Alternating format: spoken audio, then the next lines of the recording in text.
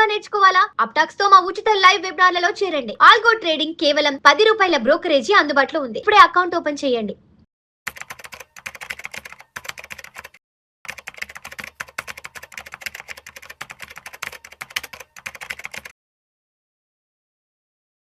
ప్రేక్షకులకి మీ రామచంద్రమూర్తి నమస్కారాలు.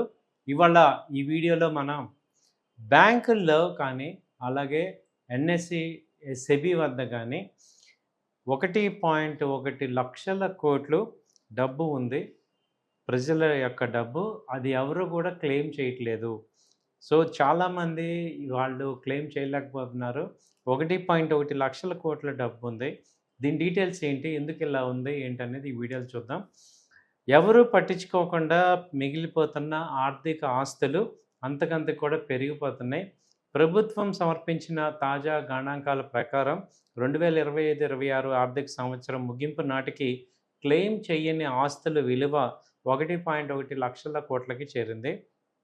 బ్యాంకులు, బీమా సంస్థలు, ఈక్విటీ మార్కెట్లో యజమానుల జాడ లేక ఈ నిధులు పేరుకుపోతున్నాయి.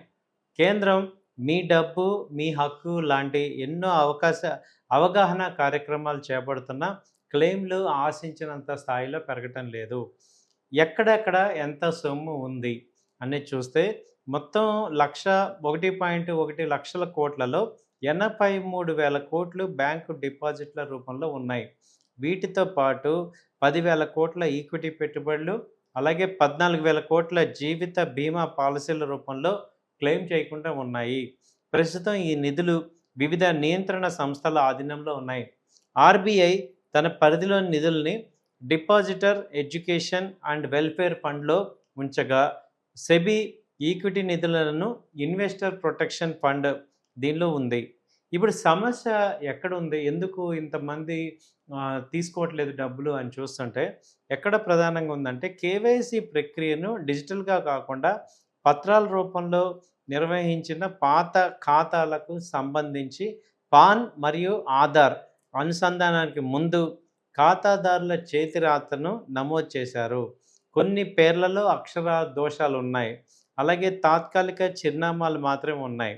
ఇప్పుడు లబ్ధిదారులు ఆ నిధులను ఉపసంహరించుకోవటానికి డిజిటల్ కేవైసీని ఫాలో అవ్వాలని చూసినప్పుడు పాత రికార్డులకు ప్రస్తుత వివరాలకు మధ్య వ్యత్యాసాలు సవాళ్ళుగా మారుతున్నాయి. సో ఇప్పుడు ఇదే మేజర్ సమస్య. మీ ఇంట్లో కూడా చాలామందికి ఇదే సమస్య ఉంది. ఎప్పుడో మన ఫాదరు ఫిజికల్ డాక్యుమెంట్స్ ఉంటాయి, షేర్లు కానీ లేకపోతే ఫిజికల్ కానీ బ్యాంకుల్లో ఎక్కడో డబ్బు పెట్టి ఉండి ఆయన చనిపోయాక ఆ సంతకాలు ఇక్కడ దొరక్క, మళ్ళీ అందులో నామినీ డీటెయిల్స్ రాయకపోవటం వల్ల ఈ ప్రాబ్లం అంతా వస్తుంది. కాబట్టి ఈ కేవైసీని ఇప్పుడు డిజిటల్గా అనుసంధించాలన్నప్పుడు పాత రికార్డులకి ప్రస్తుత వివరాలకి మధ్య ఈ గ్యాప్ వల్ల ప్రాబ్లం వస్తుంది. అలాగే యజమాని మరణించాక వారసులు కార్యాలయాల చుట్టూ తిరగాల్సి వస్తుంది. ఇది కేవలం ఈ డిఫాల్ట్ ఖాతాలే కాకుండా ఇది అర్హత ఎలిజిబిలిటీ క్రైటీరియా కింద మారుతుంది, అర్హత నిరూపణ సమస్యగా మారుతుంది. వారసులకి హక్కు ఉన్నప్పటికీ గుర్తింపును కొనసాగింపును అర్హతను నిరూపించుకునే అఫిడవిట్లు, ఇండెమ్నిటీ పత్రాలు సమర్పించడం వారికి చాలా భారంగా మారుతుంది. ముఖ్యంగా అసలైన ఖాతాదారులే ఉన్న వయసు పైబడటం వల్ల సంతకాలు మారడం, వేలిముద్రలు సరిగ్గా పడకపోవడం, మతిమరుపు, ఈ నరాల సంబంధిత వ్యాధులు సమస్యను మరింత పెంచుతున్నాయి.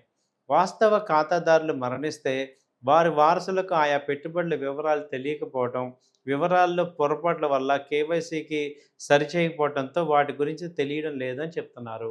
సో దీని గురించి ఇప్పుడు పెద్ద ఎత్తున అవగాహన కార్యక్రమాలు ప్రభుత్వం కల్పిస్తుంది.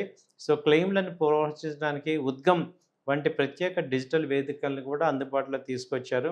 గత ఏడాది ఆర్బీఐ, సెబీ సంయుక్తంగా మీ డబ్బు మీ హక్కు అనే పేరిట దేశవ్యాప్తంగా అవగాహన కార్యక్రమాన్ని నిర్వహించాయి. దీని ద్వారా సుమారు 5,700 కోట్ల విలువైన ఆస్తులను లబ్ధిదారులకు అప్పగించారు. ఇంకా చాలా ఆస్తి ఉంది.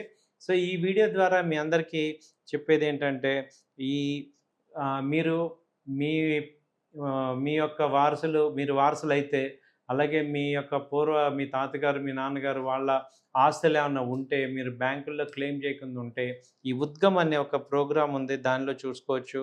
అలాగే సెబీ కూడా మీకు ఇది చేస్తుంది, సపోర్ట్ చేస్తుంది. మీ డబ్బు మీ హక్కు అనే కార్యక్రమం సపోర్ట్ చేస్తుంది.